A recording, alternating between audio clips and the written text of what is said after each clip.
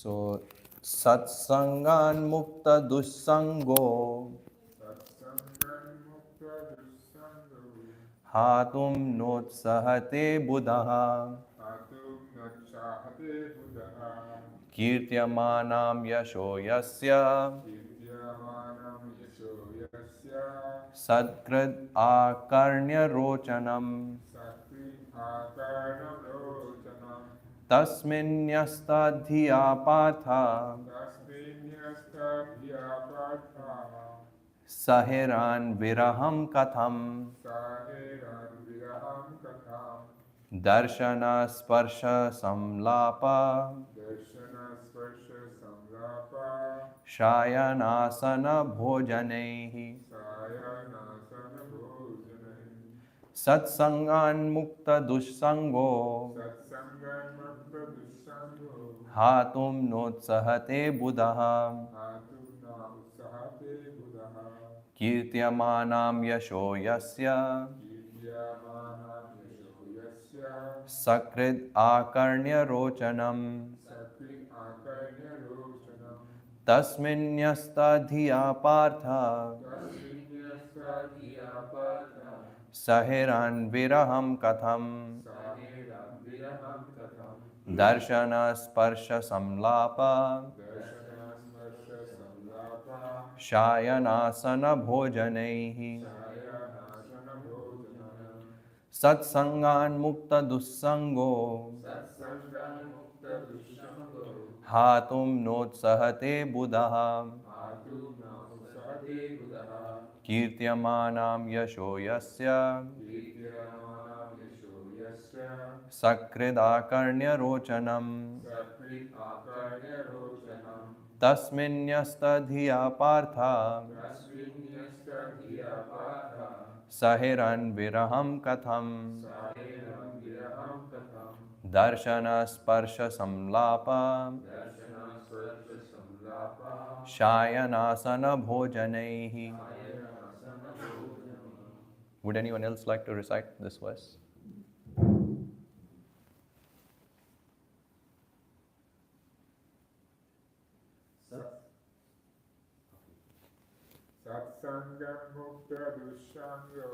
Satsangan mukta dussango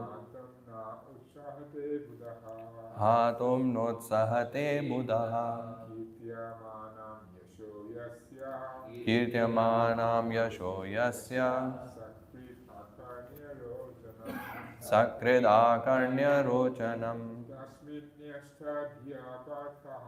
tasminyasta dhiya partha sahiran viraham katham darshana sparsha samlapa shayanasana bhojanaihi.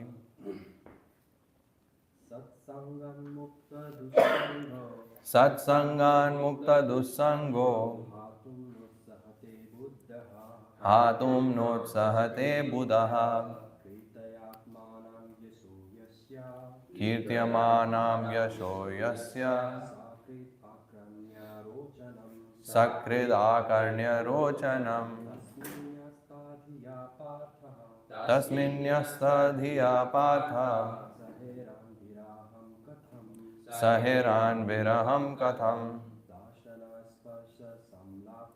darshana sparsha samlapa shayanasana bhojanaihi. So,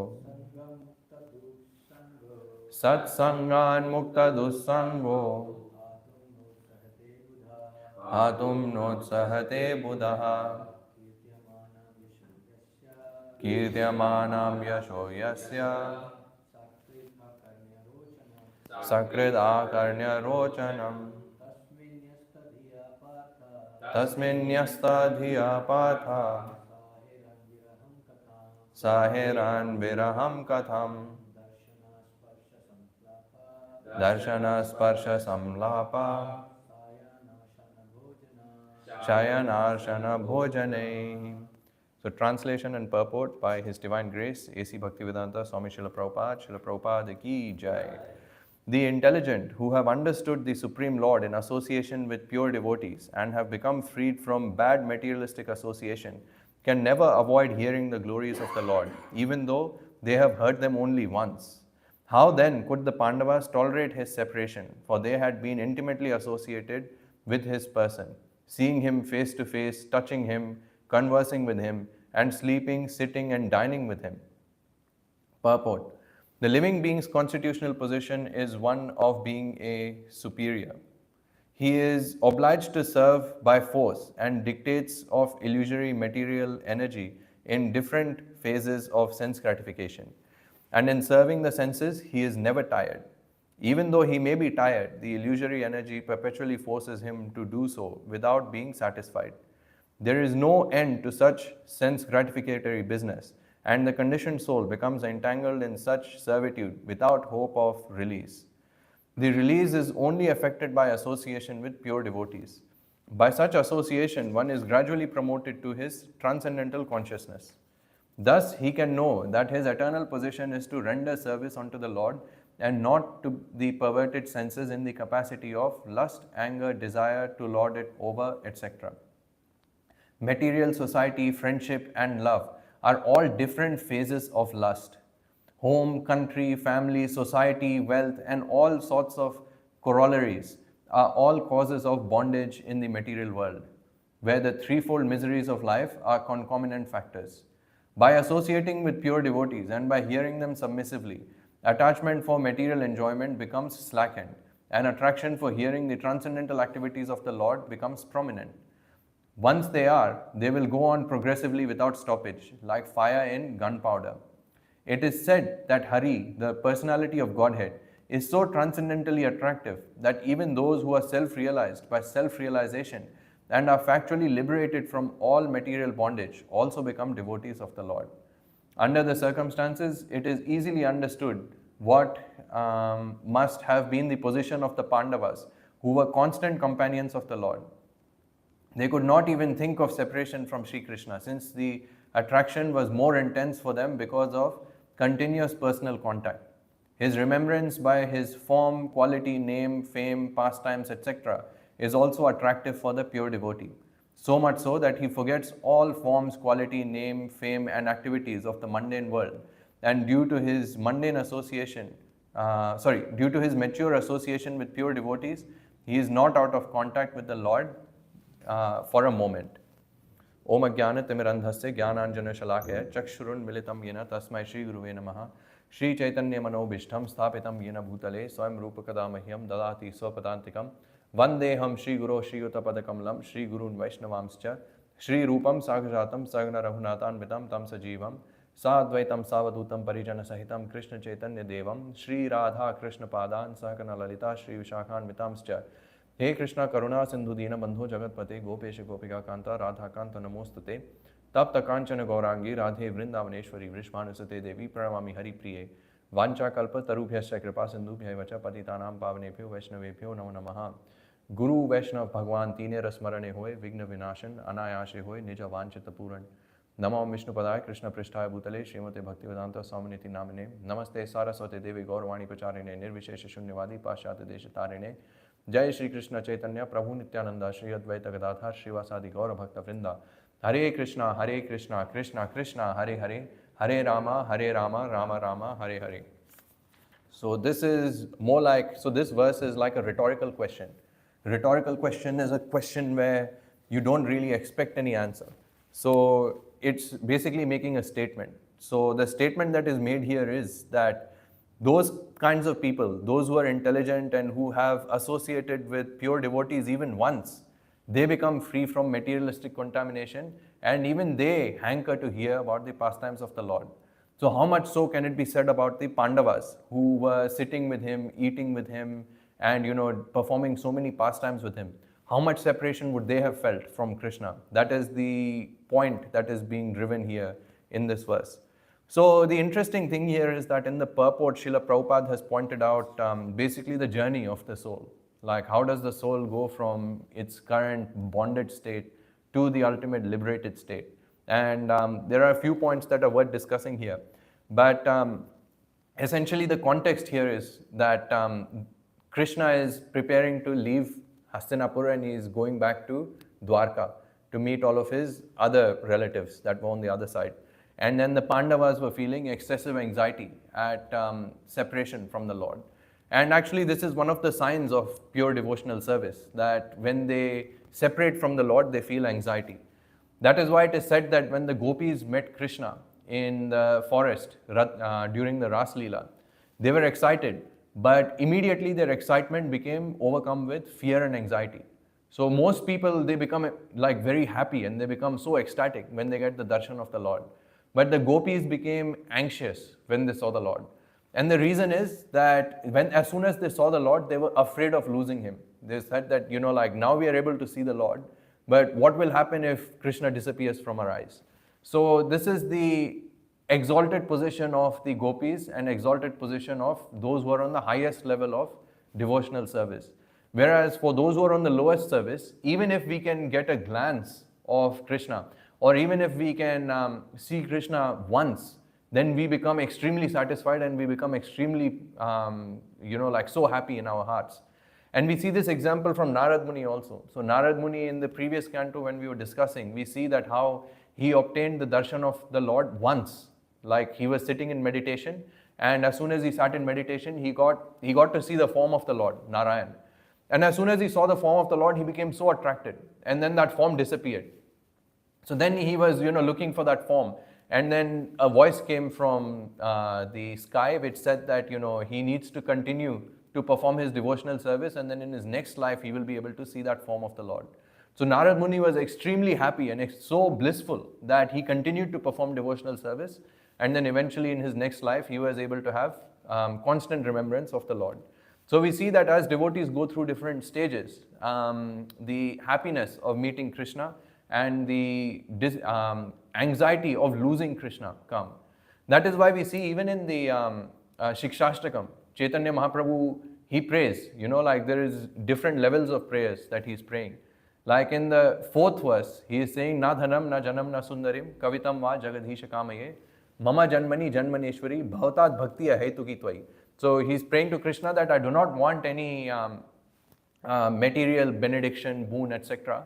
The only thing I want is your constant devotional service. So that is one level of devotional service, that someone is desiring for constantly worshipping Krishna. But then in the next verse, he expresses his anxiety. He says, Ai nanda tanuja kinkaram patitam mam vishame bhavam budhau kripaya tava pada pankaja stita dhuli sadrisham vichintaya. He says, O son of Nanda, he says, please make sure that I always engage in your devotional service and I never leave your devotional service. So there is one level where the devotee wants to be engaged in devotional service, but then there is another level where, on a higher level, where the devotee becomes anxious if he has to leave Krishna's devotional service. So how do we even get to that stage? So that here is explained by Shukdev Goswami, and it is also explained by Srila Prabhupada. It is explained that through the association of a pure devotee, one may be able to come to the highest level. Now, even in a society of devotees, there may be devotees on pure devotees, they may be on different levels. That is why we have to make sure that we associate with those pure devotees whose intentions are actually pure. And to this, there is actually a story. So it's quite an interesting story. So basically, once upon a time, there was a king that lived in this region of Iran, like Iran region, there was a king. And this king was basically doing a tour of his kingdom. He was traveling around. And as he was traveling around, he came across his province of Samarkand. I don't know how many of you have heard, there's one province called Samarkand. So he came there. And over there, as he was glancing his eyes, he saw that there was an extremely beautiful slave girl. So this girl was bound by shackles, and she was bound outside the house of one person. So the king wanted to buy this slave girl. So he spoke to his ministers and he told his ministers to go and pay whatever price it takes to get that slave girl. So basically the ministers go, they somehow or the other, they buy this slave girl and they bring him to the king. So now the king brings the slave girl and then he offers her all kinds of enticements, like he tells her, like, this is your palace, you can take this palace. He gives her riches, like very nice food, very nice clothes and very nice ornaments, everything. He gives her everything. But he notices that this girl was not at all interested. So she kept her eyes gazing in one direction. She did not even look at the king. So the king was a bit worried. He said that, she was living as a slave somewhere else. But he said that now that even though I'm giving her so much, she's not interested. So he thinks, why is this happening? So then he invites one of his physicians from his kingdom and asks her to see if she has any disease. So the physician says, okay, that's fine. Leave me alone with this girl. I'll try to figure out what's happening. So the physician, he examines the girl's pulse. So what he does is he asks her questions and then he's examining the girl's pulse at the same time. So by doing this, he was able to ascertain what was actually going on. So after almost an hour, the physician comes out and he says that I have diagnosed the condition of this girl. I figured out what the cause is. So the king is very anxious. He said, okay, what is the cause? So he says the cause is that this girl is actually in love with her previous master. So the master who used to keep her as a slave, she is in love with that master. So then the king said, okay, then what can be done? So he says that actually what you should do is, I suggest that you invite the master here and get both of them married. So the king was shocked. He said, what? Like, why should I all love this girl, so why are you asking me to get this girl married to her master? He said, you just trust me. If you have faith in me, then I will fulfill, you will see what will happen. So the king obliges. He said, okay, no problem. So he gets the girl and he gets the man, her previous master, and gets them married. Then suddenly he notices that the girl immediately, she starts to become happy and she starts to speak and, like she's joyous, etc. So then what the physician does is he says that I want one responsibility. What is the responsibility? He said, I want to be the person who also becomes the chef. I want to make the food for both this girl and for her husband. So the king obliges. He says, no worries. So what he would do is he would give very nice food to the girl. But when he would give food to the man, to the husband, he would mix some poison in it. So slowly what happened is that slowly the man started losing his youth. And slowly he started looking very old and he became diseased and he became crippled. So slowly it is seen that the girl's attraction for that man whom she had married, slowly it dies away. And then eventually the man dies. So then when the girl realizes that her previous husband or her husband has died, then she looks around and she sees what an opulent position she's living in. She is already living in a palace and the king was providing her with all kinds of expensive jewelry and clothes and everything. And then she realizes, and then she looks at the king and she realizes that, oh wow, this king is actually extremely beautiful.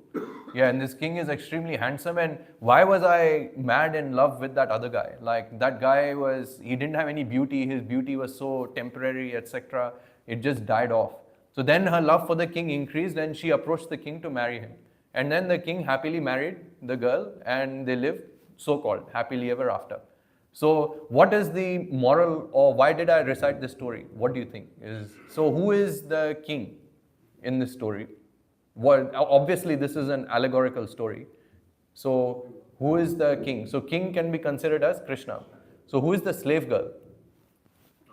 Slave girl is us, yes, that's right. And who is the master? Yeah, master is Maya.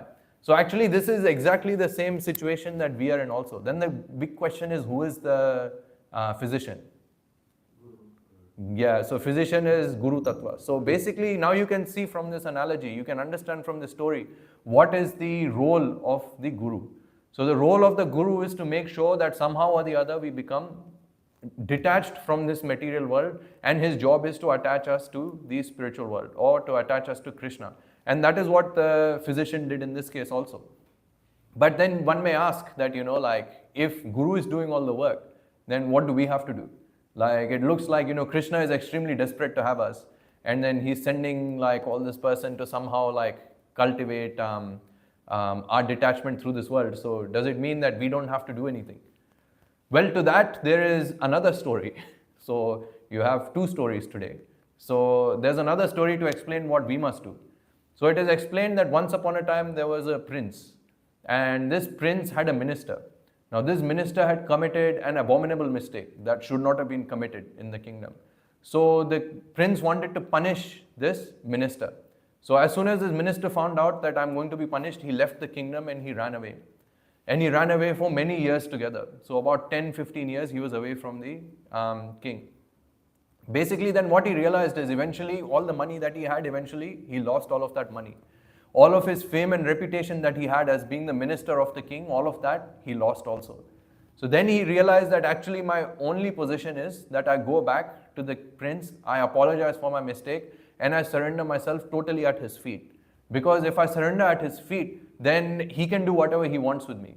He can, if he wants to punish me, he can punish me. If he wants to kick me out of the kingdom, he can kick me out. But he says, I cannot live with this burden in my heart, like this heaviness in my heart, that I've committed a huge abominable mistake against my master, and that I have to live with the guilt for my whole life. So he says, it's better that the king actually kills me and executes me, rather than I live with this guilt in my heart. So with that feeling, he starts to go towards the king. And then many people try to oppose him. They say that, no, don't go towards the prince. If you go there, you will get punished. If you go there, he will humiliate you first. So don't worry, don't go to the king. Just live happily here. But the minister is extremely convinced. He says that, no, I cannot live with this guilt in my heart. He says, my original position is as being the minister of the prince, and I need to go back. So then he decides to go back. And it is explained that as soon as he went back, he fell immediately at the feet of the prince. And he apologized for his mistake, and he completely surrendered himself to the prince and said that, I am your slave. You can do whatever you like with me. If you wish to throw me in prison, throw me in prison. If you wish to kill me, I deserve to be killed. So you can do whatever you want. So then it is explained that when the prince saw this condition of his minister in front of everyone, how humble he became. Then at that point, the prince picked up the minister and hugged him and said, and embraced him and said that, actually, I am extremely pleased with the fact that you came back to me. He says that whatever mistake or whatever abomination you had committed is very low in my eyes. I don't see that as much as I see your love and affection for me and the fact that you decided to come back to me. He says, because of that, I forgive all of your sins and I reinstate you back as the minister in my kingdom. So this is actually a true story. So basically, like, what is the rationale for this story? So why did I recite this story? The reason is that merely by becoming detached from this world, one does not attain to Krishna. One has to consciously surrender and seek shelter at the lotus feet of Krishna also. So here, that is why in the purport, Srila Prabhupada is explaining the journey of the soul. So basically, a living entity is extremely attached to sense gratification. They are attached to all kinds of abominable sins and sinful activities. We like to do essentially all the things that Krishna tells us not to do. But if by good fortune one gets the association of a pure devotee, if one gets the association of a pure guru, and who is this guru? How do we recognize who is a pure guru? A pure guru is one who teaches us to be detached from this world. If a guru is trying to encourage us to become more and more attached to this material world, such a guru should be rejected. Like, for example, there are many gurus nowadays. If you go in India, there are many gurus who are encouraging their disciples that if you have some material problems, you go and give some money, and then once you give money, then your material problems will be solved. But the real guru is not interested in solving your material problems. The real guru is interested only in removing your material disease altogether. His main goal is to make sure that we are detached from this material world. So a real guru will not try to solve our material problems. Like, let's say you are not getting your visa for Australia, or let's say you're not getting your permanent residency. The guru will not say, okay, fine, you go to the temple, give $100, keep your purse open, like somehow Kripa will come inside your purse. He does not do things like that. The real guru is one who tells you that actually this material world is full of suffering and you need to leave this suffering. So that is one way that the guru conveys this knowledge of detachment, is that he speaks through the scriptures and he gives you real knowledge about this world, that this material world is full of suffering. Regardless of how you try to adjust your situation in this material world, you will continue to suffer. How is it possible that a person can remain happy in a jail? It's not possible. So regardless of whether the jail is made out of gold or whether the jail is, instead of 10 cubic meters, it's 20 cubic meters, you're still living in a jail. You cannot be happy. Even if you're living in the jail and given all the comforts, like you're given food, you're given shelter, you're given everything, but still you're in a jail. A person would much rather be free and go out. I mean, we see that in jails, they provide all kinds of comforts. Like, a man doesn't have to work, or even if he does some work, food is guaranteed every day. Twice a day, food is guaranteed and shelter is guaranteed. And medical care is free, like in jail, like you don't have to pay for your diseases. Like there's a doctor who generally visits the prison. So all facilities are there. But still we see that there are prisoners who try to break free from the prison, even though they know that if they break free, they will not have a job. They're not going to have the same level of shelter. They're not going to have all of the facilities that they had in the prison. Yet they're trying to break free. Why? Because prison is not our constitutional place. We are not meant to live in a prison, and it's unnatural. And that is what the situation of the living entity in this material world is also. A living entity is not meant to remain in this material world. So we have to cultivate detachment from this material world. So how do we cultivate detachment from this material world? One way Srila Prabhupada has explained and recited in the story that we have to constantly keep hearing, constantly be in the association of pure devotees who are themselves detached from this material world. Because only from detachment can come detachment. If you have a guru who is extremely attached to all these kinds of things like fame and all of these things, fame, worldly things, etc., then that kind of person cannot give you detachment. So the only person who can give you detachment is one who is detached themselves. And then when we enter into that level of detachment, then we have to surrender onto the lotus feet of the Lord. So both of these processes happen side by side. So on one hand, the devotee acknowledges that he has been away from Krishna for millions and millions of lifetimes, and it is now important for him to surrender onto the Supreme Lord. That is one aspect. And the second aspect is he must also cultivate detachment. Both of them don't go hand in hand. We can't say that we are becoming a devotee of Krishna and at the same time we are also becoming detached from this material universe. That does not happen. We are essentially then we are being cheated by someone. Anyone, any kind of guru who is saying that, yeah, it's okay, you can become materially attached also. You can become materially successful and then also become spiritually successful at the same time. That is essentially a cheater. Those kinds of people are essentially cheating us. So we should be careful about that. Your real guru will only advertise or he will only preach that we need to surrender on to Krishna. We see even in the life of Jesus Christ also, like Jesus, of course I had to bring this up as well. So yeah, in the life of Jesus Christ also we see that his followers requested Jesus Christ to make the land of Israel into a completely pure place. Make the kingdom of God descend onto this earth. That's what the disciples were saying. They said that if you're the Son of God, please bring the kingdom down from heaven. And then Jesus Christ made a very interesting statement. He said that my job is not to make a kingdom of God on this earth. He says, my job is to make sure I take all of you back to the kingdom of God. So he was not interested in making the material situations perfect so that we can live an extremely happy life here. He said that my job is to make sure that all of us go back home, back to Godhead. And for that, he said we have to cultivate detachment. So Jesus Christ also preached detachment. Actually, if you read his teachings, he strongly, in fact, there's one statement where he said that it is possible for a camel to go through the eye of a needle, but it is impossible for a rich man to go to God. Basically, the idea is not that one should be rich or one should be poor. The idea is that we should not be attached to our riches. And we should understand that whatever Krishna has given us needs to be ultimately engaged in his service, ultimately. Then, we haven't even discussed like all of the purport, but basically then Srila Prabhupada talks about the fact that once we have cultivated this level of attachment towards Krishna and detachment towards this material world, then we can enter into higher levels of bhakti. What is that higher level of bhakti? That Srila Prabhupada explains it's spontaneous. Just like here it says in the purport, once they will go on progressively without stoppage like fire in a gunpowder. So if you put a little bit of fire in the gunpowder, what happens? Like the whole thing just runs, like the whole thing just burns constantly without stoppage. You don't have to like burn this part, then burn this part, then burn this part. No, the whole thing just catches fire automatically. So basically then bhakti becomes spontaneous. So the bhakti that here Srila Prabhupada is talking about is Raganuga bhakti. So in bhakti also there are two types. There is Vaidhi bhakti and then there is Raganuga bhakti. So if we follow the rules and regulations of the acharyas that are given, like, chanting 16 rounds, eating only prasadam, waking up for Mangalarti every day, and, doing devotional service, reading Srila Prabhupada's books, if we follow this process of Vaidhi bhakti, then slowly what will happen is that our devotion will become spontaneous. constantly, automatically you will think about Krishna. You won't have to externally think, okay, now it is time for morning Aarti, I need to wake up. No, automatically you will wake up that, oh, yeah, now it is time for Mangal Aarti, I need to go and do Mangal Aarti. And the remembrance of the Lord will become spontaneous. And that is what we are aspiring for. As devotees, we want spontaneous remembrance of the Lord. We want Ante Narayana Smriti.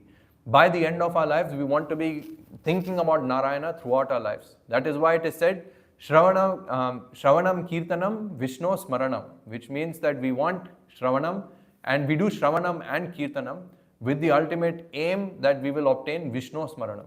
So, and at the end of our life, we all know that famous verse, Antakalecha Mam Muktva, Smaran Muktva Kalevaram, Yat Prayati Samadbhavam. And then I forgot the last line.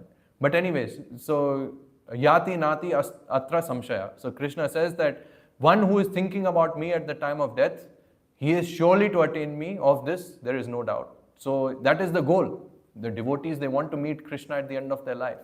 If we don't want to meet Krishna at the end of our life, then there is no point in doing devotional service. If we are thinking that, no, actually I want to enjoy this material world, maybe I want to take another birth as a demigod in the heavenly planets, there I can enjoy more, and then maybe I will go back to Krishna. Yeah, that if we cultivate that kind of mentality, then we essentially, this kind of mentality has no end.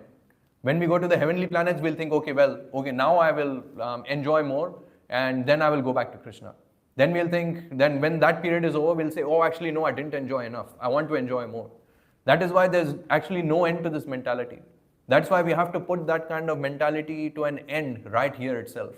If we don't put an end to that mentality, then there is no hope for us to obtain Krishna. That is why we must, right now, within this life, we should be convinced that we have to obtain Krishna at the end of our life, and that way we can ultimately obtain Krishna. And then, of course, once you obtain Krishna, then you can engage in transcendental relationship with Krishna. Like, like over here, it's explained that the devotees were, the Pandavas were seeing him face to face, touching him, conversing with him, and sleeping and sitting and dining with him. You can do all of these things once you're actually in contact with Krishna. And that is what the devotee wants. The devotee wants to ultimately be associated with Krishna. Not just for his own enjoyment, but to actually do some devotional service, to serve him personally, render him personal service. So that should be the aim of our lives. So having said that, I will finish there. If anyone has any questions or anything you'd like to share or anything you disagree with or anything, you can do so now.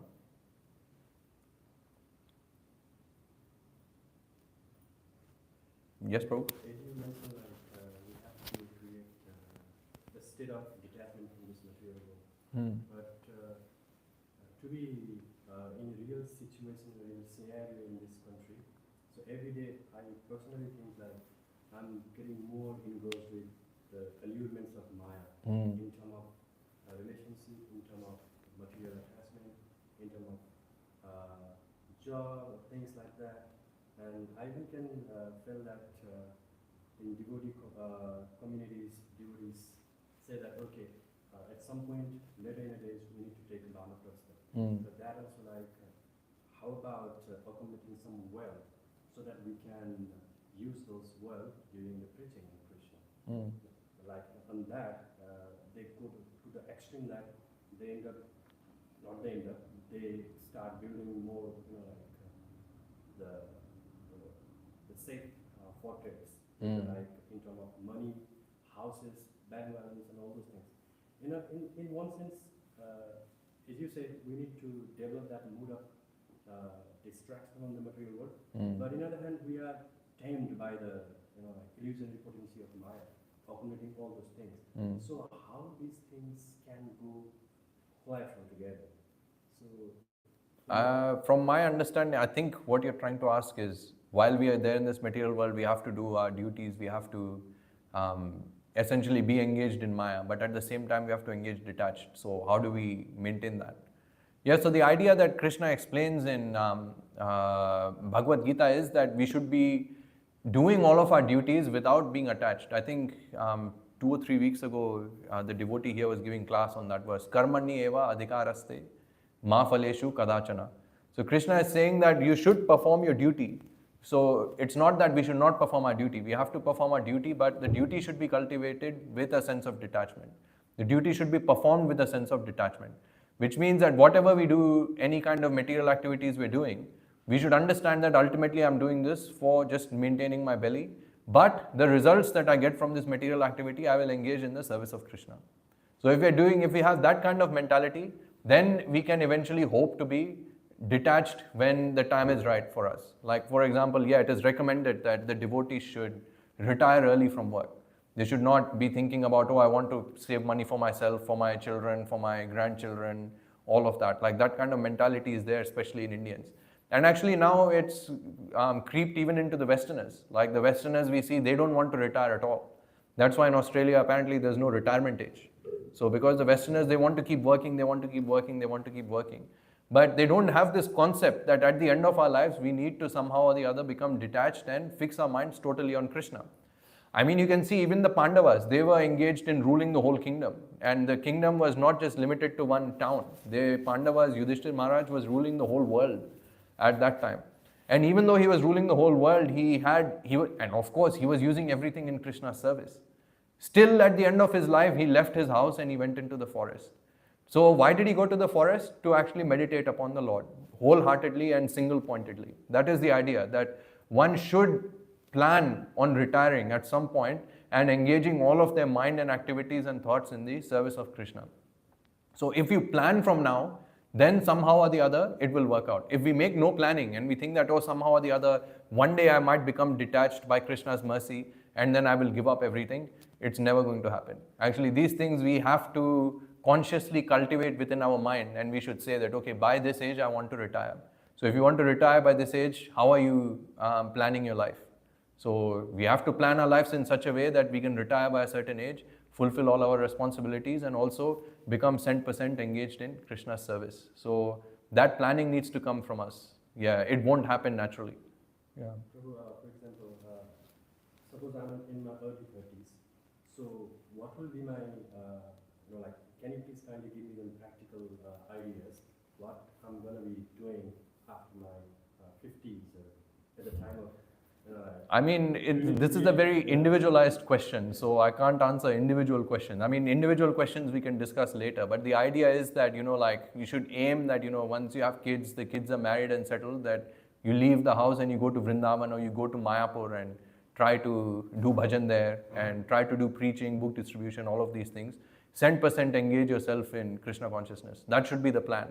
So, one should go to the dham towards the end of their lives, it is explained. Once one is not able to do much preaching, one is not able to go out so much, then at that time one should go to the holy places and live there and spend time there, because living in the holy place guarantees a higher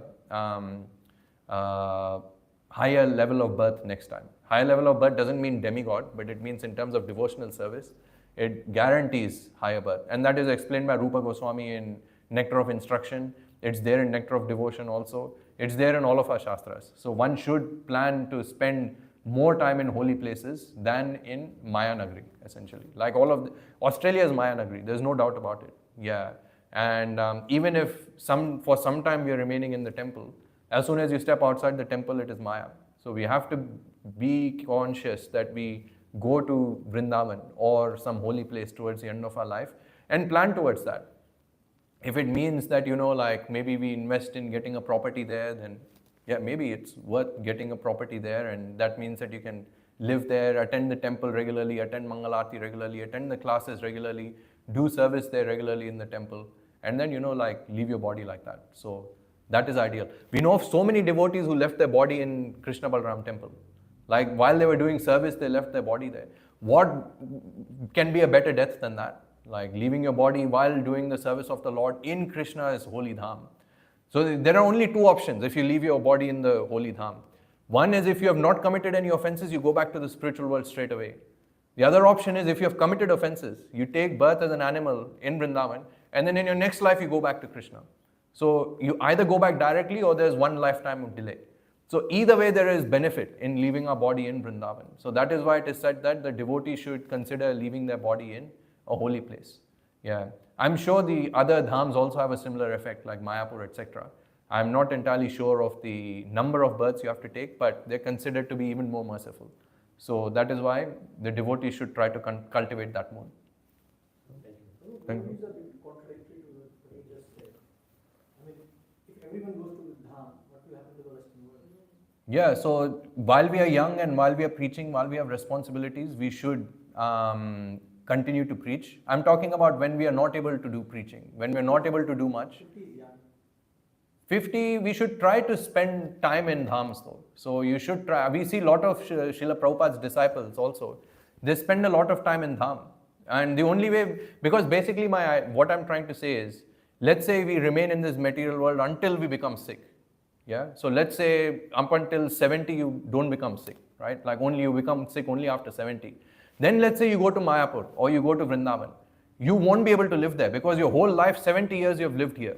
So that is why after the age of 50, you should slowly start spending more time in dham. It doesn't mean that you spend all of your time there, like in the dham itself. You spend your time in dham, and while you have the ability to preach and do Harinam and all of that, you should come. You should go around the world preaching Krishna consciousness. That is the whole idea of Vanprastha. Vanprastha means that the husband and the wife, they go together to different holy places. So back in the day, we see that Vidura, for example, took Vanprastha. So he was going to different places of pilgrimage. And that is what the people who are retired should do. So up until you're 50, full-heartedly you should engage in devotional service. After 50, you should still do devotional service in terms of preaching and all of these things. But you should also spend some time in dham so that you become attracted to the dhams also. And you become attached to the quality of devotional service that happens there. Which means that when the time comes to leave everything, and when you're sick, and I mean, not everyone gets the good fortune of being sick before dying. Some people, they just die naturally or spontaneously. So when the time comes, then we are able to actually detach ourselves completely and then go to the dham and leave our body there. So that is why, and for those who are already very old and can't do much in terms of service, for them it is very much advisable that they go to the dham and they live there. That is why the system of Vanprastha was there. Vanprastha means you leave the house and you go around traveling. And then sannyas was there. Sannyas, again, not everyone can take sannyas, but at least Vanprastha devotees can take. So this should be encouraged also. Yeah. So I'm not completely disagreeing with what you're saying. All I'm saying is that we should spend more and more time, maybe 1 month, 2 months, 3 months, 4 months in dham. And then the remaining of the time you spend in preaching. Yeah. So this is something that Rupa Goswami and all of the acharyas, they recommend that we do. So yeah, that's what I would say. Yeah. Of course, if you have intense preaching responsibilities everywhere in this world, not everyone has those. So if one does not have like intense preaching responsibilities, then one may go to the dham even earlier. But if one has lots of preaching responsibilities, then it's preferable that they engage in their preaching service. Like sannyasis are there, for example. Like sannyasis have so many preaching responsibilities, so they don't have time to live in the dham. So for them, it is very much appreciated if they go and do their preaching. In fact, Krishna will be more pleased that they do their service. But for many people like us who don't have many preaching responsibilities, it's better that we spend more of our time in dham than out in Maya Nagari. This is where I was coming actually, because until 50 we have kids, we have school, colleges, marriage and all. We didn't do any service. I'm talking about we don't do much service. Then at 50 we use that as going to dham as an excuse, and then we didn't do the action. Like where was the action in the whole Krishna consciousness? It was all like there's a term used as a temple devotee. We just become a temple devotee and go to temple. Yes, I mean it's beneficial, but going to dham doesn't become an excuse just to avoid the preaching. No, that's the point. Even if you're going to dham, you should do service. Yeah, there's no point we should give up service. And going to the dham should be more of an impetus to become more enthusiastic to do service. So once we go to the dham, you should chant more. And then basically after you leave the dham, you should come out and do more book distribution, do more Harinam, preach more everywhere throughout the world. And then again, go back to the dham to recharge. Yeah, so that was Srila Prabhupada's idea also. That, I mean, you can read many of Srila Prabhupada's letters where Srila Prabhupada is saying that for now you preach very nicely, and then when you become old, you go and live in Vrindavan. So why was Srila Prabhupada saying that? I know Srila Prabhupada was exactly the opposite. He was in Vrindavan initially and then he left and came to the world. But not everyone's circumstances are exactly the same. So for some people it may be appropriate. If you have done a lot of service throughout your life, like brahmacharis, etc., maybe once they get old, it's beneficial for them to go to the dham. But for people like us, we should go to the dham, get recharged, go preach everywhere. And then when you don't have any service commitments, come back to the dham, recharge. And that's what Srila Prabhupada wanted. And then slowly, then we get attached to the dham also. Like you will become attached to the dham, you'll get attached to the service there. You will then start developing an appreciation for the dham. For now, we see dham as just being a place, like Just this is Mathura, UP, etc., Vrindavan, UP, Uttar Pradesh. But actually, then you will start to see Krishna there. And once you start seeing Krishna there, then you will get this desire. If you're really doing devotional service nicely, the desire comes to spread Krishna or give Krishna to everyone. So then, while the capacity is there, the devotee should engage in preaching also. And then once the capacity to do any kind of physical service goes away, then the devotee should wholeheartedly engage his mind in Krishna consciousness and prepare to leave his body in that state of mind. So that is not discouraged, actually. In fact, that is encouraged. That once we become old and valid, about to leave our body, it's best to leave it in the dham. Yeah. It's also advised by some of the teachers that we should not spend more than 3 days in Vrindavan and Mayapur. Yeah, because of the tendency to commit offenses. Especially if we have this tendency to commit offenses, we should not go there. And that is more advisable for the sannyasis than actually householders or vanaprasthas. Yeah, especially while we are doing our duties, while we are materially attached. Like, for example, it is said that while we are living in Vrindavan, you can't cultivate sense enjoyment. You can't do any kind of sense enjoyment. So those who are grihasthas and who are already attached to so much sense enjoyment, for them they should not go to Vrindavan and they should not live in Vrindavan for long. Because there are two things. Firstly, Vrindavan might themselves kick you out. And we have seen this in many cases where devotees harbor some kind of very offensive mentality and then the dham will kick them out. And then it will make sure that, you will not be able to come back to the dham. Now, we don't want that kind of mentality. It really depends on your intention. Why are we going to the dham? Are we going to the dham to cultivate our spiritual consciousness? Or are we going to the dham as to use it as an excuse to avoid our responsibilities? Many people go to the dham to avoid their material responsibilities or even their spiritual responsibilities, so to speak. Like as Prabhu was mentioning, like you may be needed to do a lot of preaching everywhere, but you're avoiding that because you don't like putting that effort in. You use that as an excuse. You use the dham as an excuse to avoid your spiritual responsibilities. In which case, Krishna is sitting in our heart. He knows what's going on in our heart. So he will make sure that you don't remain in the dham at all. Then he kicks those people out. Yeah. So that is why we need to make sure that the mentality needs to be there, that I'm going to the dham for my spiritual upliftment. And when we go to the dham, we should live according to the rules and regulations of the dham. We should not unnecessarily speak gossip, watch TV. Like for example, when you go to Mayapur, so many people have TVs in their house. What's the point of TV? Like you're in the holy land of Krishna, where Krishna appeared, performed all his pastimes, and you have a TV there. Like you have an idiot box there. Like you're bringing Maya into Vrindavan also. So if we have that kind of mentality, and if that's what we're going to Vrindavan for, then of course that's very offensive, and Krishna will definitely kick us out also. But if our mentality is that we are going there for our spiritual upliftment, to become more attached to Krishna and to detach ourselves and then eventually spread the holy name of Krishna, then that is very much appreciated. And then Krishna will somehow or the other make sure that you stay there. So it's a very general statement for everyone, but doesn't apply to everyone. Yeah, it depends on the intention with which we're going. Yes, Prabhu. I think I just wanted to add a little bit from both the ends. My realization is that we are also reading Brahma Samhita, and also through the pages of Bhagavatam we see that Krishna likes to empower his devotees. In other words, there is a vision, there is a preparation, there is a plan. So even for those of us who are living in the West, who happen to be living in the West or have come across Krishna consciousness in the West, and would like to really pursue our devotional career, and in the point where we really want to see that our life is Krishna, our mission is Krishna. I think in the same mood, probably we should also be little visionary or planning in a sense that, okay, I'm in the West, I'm not able to do things that I wanted to do in Krishna service. Can I make the arrangements where I can empower others? I can leave in a good way, legacy that, okay, so I am in the capacity of whatever service little I'm doing, which probably in a limited extent, but could have been even more, which I wanted to do. But the reason I couldn't do is because I have a lot of other commitments, career, family, whatever it is. But to the same extent, if we become a little meditative in terms of Krishna, how he does things, like we're reading in Brahma Samhita as well, how through Brahma Krishna does and not only Brahma, through between Krishna and Brahma, there is all these different agents. But at the end of the day, his plan is actually to run a material world.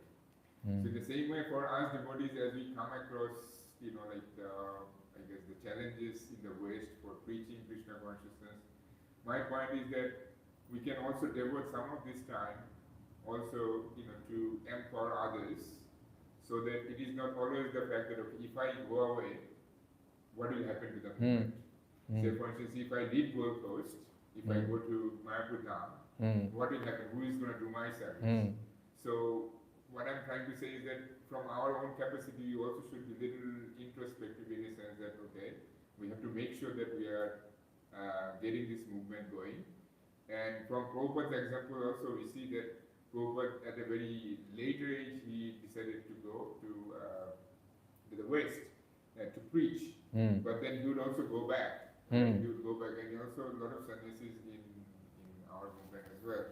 They go back to church, as you say. So in our Vanapasta age, or in our retirement age, as long as we have a plan, in this, before we get to the Vanapasta stage, Krishna makes this happen. And this is what the bhava, bhavita, that when it says, this is our bhava in this condition stage. Sorry, I'm not giving a class, I'm just saying that No, I that's think fine. about it. So when there is that bhava, then Krishna actually reciprocates in a way that whatever we are capable of, and then he prepares ourselves. Because we are showing our desire, which we don't know how to get there, which is your question. But as long as there is bhav, there is the desire that, Krishna, I don't think I'm doing much. Like the way how Pandava is there. So, so much in that anxiety that in the separation, I'm not able to do much. What is it that I can do?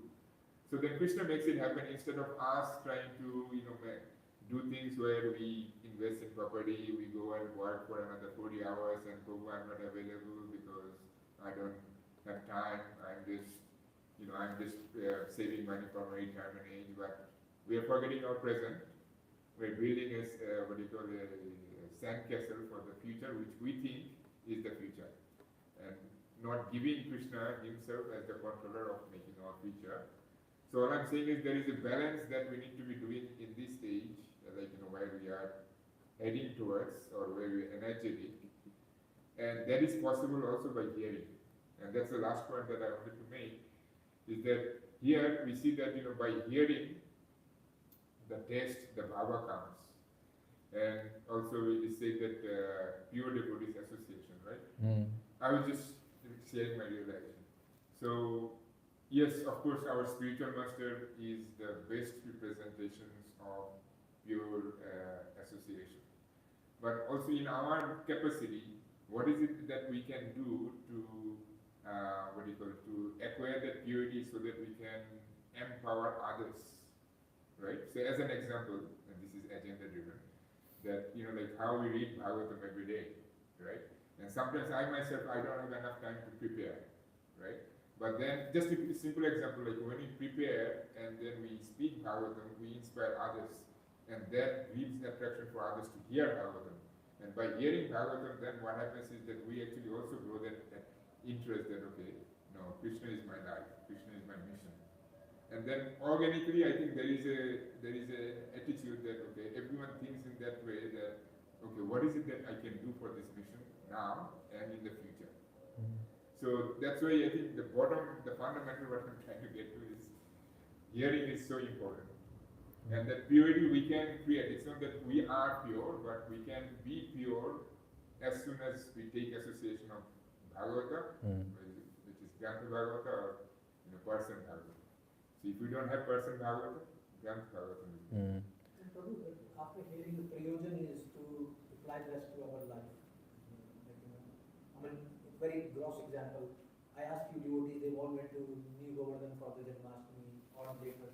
I said, any particular reason you all went? They said, yeah, वहाँ गए प्रसाद पाया और आ गए, वहाँ कुछ करने की जरूरत नहीं पड़ी. Like there was nothing to do there. So the mentality was, we go, we come, there is no service there, and it was easy job done, which is good. I mean, nothing better than sitting at home doing nothing. But then the setting should be, are we running away to a place where it's all, people say, go to this place, it's very, the arrangements are very good. When Prabhupada went to America, there was no arrangement, no toilets, no kitchen, no fridge, same like that. So are we here for better facility, or we want to make the facilities what we have better? Yeah, either way, the idea is that planning should be there. And it's also more of an impetus that we should act now. Yes. That we should not have any regrets that when we become slightly older and when we are incapable of doing service, then at that time we think, oh, I should have done this, etc. So it means it's more of an impetus for us to get more and more recharged and do as much now, that when the time comes, we're able to leave. Like, for example, we see even in Bhagavatam, there's the story of Uttanpad. So when Dhruv Maharaj came back from the forest and Uttanpad realized that, he is old, it was his responsibility to get his children married. And Srila Prabhupada makes that point specifically. He says that it was his responsibility to make sure that Dhruva and Uttama, they both get married before he leaves. But he said, I cannot delay my self-realization anymore. So even though he did not get his children married, he left to the forest and he went. Now, of course, that is one extreme, but the whole idea that Srila Prabhupada was pointing out is that if we try to make sure that material conditions are completely fulfilled, then that may or may not happen. But our spiritual goal should be fixed, that ultimately we should somehow or the other become Krishna conscious. And yes, if it means that, we have to make sure that we arrange our services in such a way for now, that we are empowering devotees, we are making sure that there are more people to take on this service after us, then that is very good. And then we will actually not have any regrets in going back to the Dham, especially towards the end of our life when we are not able to do any more service. And we can wholeheartedly fix our attention on Krishna. So, yeah, both aspects again need to be reconciled. So essentially to summarize, we should not go to the Dham in a sense of laziness, that I'm going to the Dham to avoid my responsibilities. The whole reason for going to Dham is firstly to get recharged and also to do more service. So if we go to the Dham with that mentality, then the Dham will protect us also and make sure that when the time comes for us to leave our body, we will leave our body in the Dham itself also. So yeah, having that right mentality is very important. So having said that, we've gone very much over time today, so I will finish there. Vancha kalpa tarubhyascha kripa sindhubhya vacha patitanam pavanebhyo vaishnavebhyo namo namaha. Granth Raj Srimad Bhagavatam ki jai, Srila Prabhupada ki jai. Hare Krishna.